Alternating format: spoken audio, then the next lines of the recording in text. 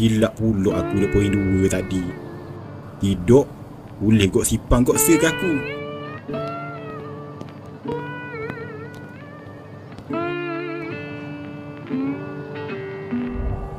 Angin.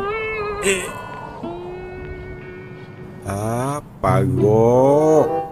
Buana boleh jatuh masuk bawah kain orang pula tu. Awak. Oh, awak.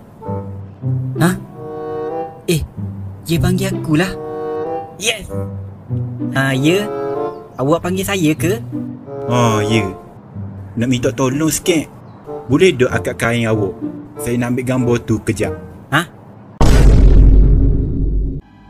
Akak kain nak ambil gambar.